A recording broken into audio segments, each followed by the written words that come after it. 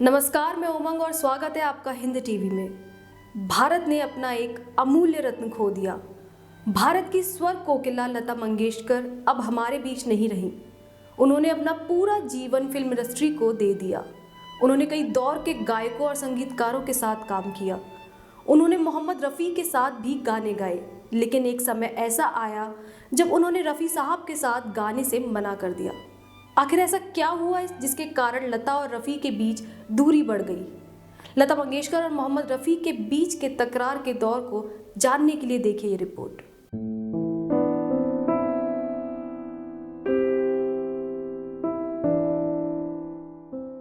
स्वर कोकिला लता मंगेशकर वैसे तो बेहद शांत स्वभाव की थी। अक्सर उन्हें बड़ों का सम्मान और छोटों पर ममता बरसाते हुए देखा जाता रहा है।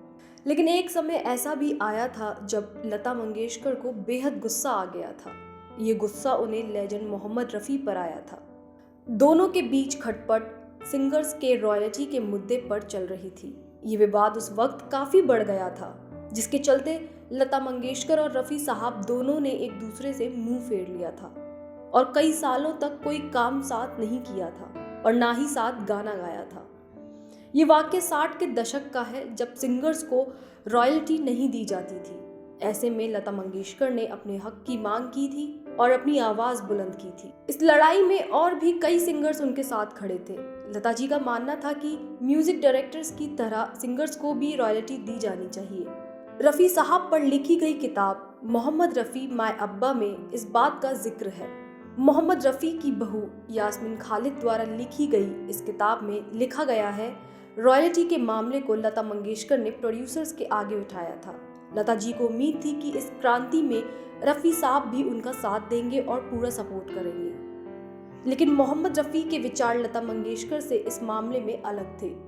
रफ़ी साहब का कहना था कि जब सिंगर्स को उनकी फीस मिल रही है तो वह रॉयल्टी किस लिए मांग रहे हैं, उसमें सिंगर्स का कोई हक नहीं बनता। इसी मुद्दे पर एक मीटिंग में बड़े बड़े सिंगर्स और मोहम्मद रफ़ी भी थे। उस दिन रफ़ी साहब उस मीटिंग के डिस्कशन में अचानक खड़े हुए और बोले, मैं आज से लता के साथ नहीं गाऊंगा। ये सुनते ही लता ने उन्हें टोका और कहा, आप क्या नहीं गाएंगे, मैं भी आपके साथ नहीं गाऊंगी। इसके बाद दोनों के बीच बातचीत बंद हो गई। उसके बाद लता मंगेशकर ने महेंद्र कपूर संग लाइन से गाने गाए। फिर वहीं कुछ साल बीत जाने के बाद एक दिन दोनों के बीच बातचीत हुई। लता मंगेशकर और मोहम्मद रफ़ी के बीच काफ़ी समय तक बातचीत नहीं हुई। इसके कारण संगीतकारों को बड़ी चिंता होने लगी और फिर म्यूजिक डायरेक्टर शंकर ने दोनों की सुलह कराने की सोची। शंकर ने लता मंगेशकर को रफ़ी साहब की ओर से एक पत्र लिखा और उसमें उन्होंने माफ़ी मांगी।